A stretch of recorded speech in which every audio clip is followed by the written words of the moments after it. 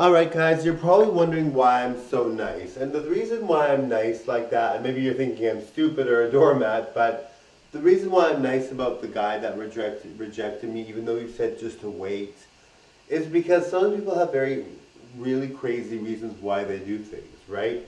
Now I know, like to me it seemed like for me, I just feel like if you do that intentionally to me, I mean, I understand you shouldn't do that intentionally to anyone for any reason, but if you're doing that intentionally to me, I just feel like, I'm going to be a huge star and date whoever I want in the future because I'm very good looking. I've always been able to date whoever I want now, still, even though I'm not a celebrity, I've always been able to date who I want. I'm very comfortable meeting people, I'm not shy. I'll ask anybody out. I'm not worried about rejection really.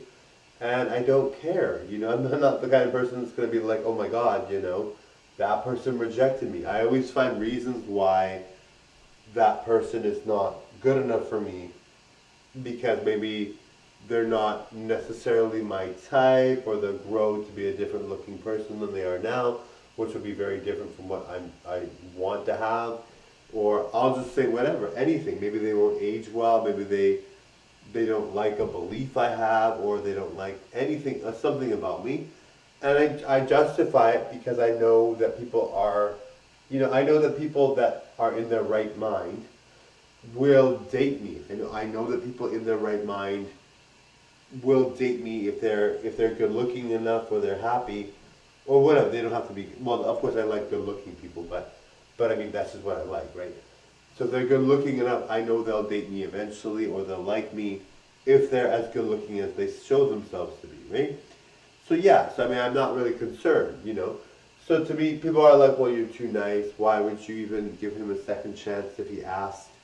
He probably won't ask because I'm sure he had a reason for it, and it was a mean thing to do. But if he did ask, I would say yes because, for me, I just think, well, maybe he had a tough time or maybe he heard bad news or whatever, and he's probably thinking this is funny, why would you even think that?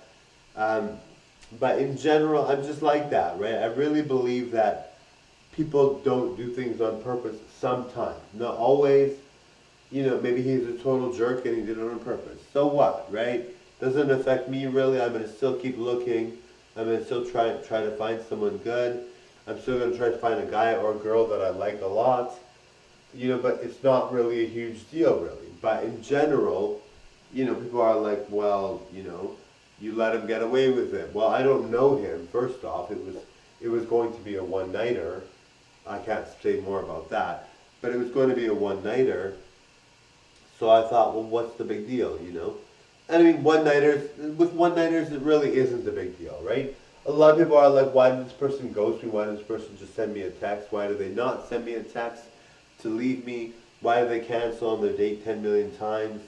Or well, I guess not 10 million times, but 3 times or 2 times or 1 time. Why would they cancel? If it's your first time meeting a person and you are trying to date them in general or you are really not sure or whatever, you should be able to ghost someone. I really believe that. I think, in general, it's not like you have, I understand that it hurts someone, people need closure, but this is like your first time dating them. It's not like you've been married to them for 30 years. Even some people dating someone for 30 years will just disappear, which is very, very, very rare, but, so I don't really think it's a big deal. Anyway, it's only a one-nighter, darling. Bye now.